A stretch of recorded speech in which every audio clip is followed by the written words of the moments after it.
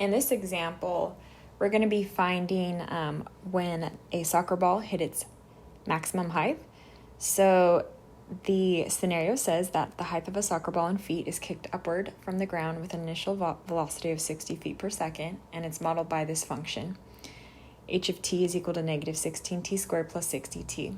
So our equation for this picture, again, this is the beginning point. It got kicked in the air, and then it landed back on the ground right here. We need to find the maximum height, and this is the equation of that red parabola, negative 16t squared plus 60t. So again, your x-axis is your time, and your y-axis is your height. So if you want to find the maximum height, that would be this point right here, and that has a name in relation to the parabola. That's the vertex of the parabola. So the vertex, this would be time, and then this would be your height, h of t. So in order to find, really, we need the y-coordinate of the vertex, h of t, the height. We need to find the x-coordinate first, and it has a formula. Here's the formula right here. So to get the x-coordinate of the vertex, you're using the formula opposite of b over 2a. So what is a and b? A is the number in front of the t squared, so that's a negative 16, and b is the number in front of the t, which is a 60. So if I'm following this formula, opposite of b over 2a, so the opposite of b is just saying what is the opposite sign of 60, so that would be negative 60, and that's all over 2 times a, and I'm plugging in negative 16 for a.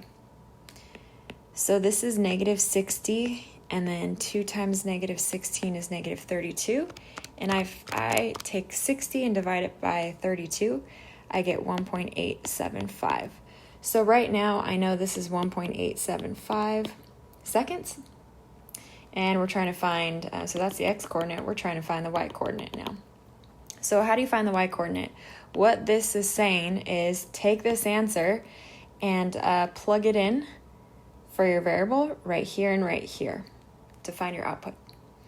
So I'm going to rewrite the equation here, negative 16t squared plus 60t. So wherever there's a t, you're plugging in 1.875.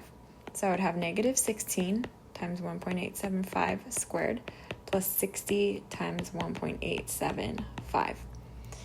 So if I look at this very first term, I notice that exponents apply first because order of operations, exponents come before you multiply. So if I take 1.875 and square that, and then multiply that by negative 16, I get negative 56.25. And then if I take 60 and multiply that by 1.875, I get 112.5. And so if I subtract those, I get 56.25.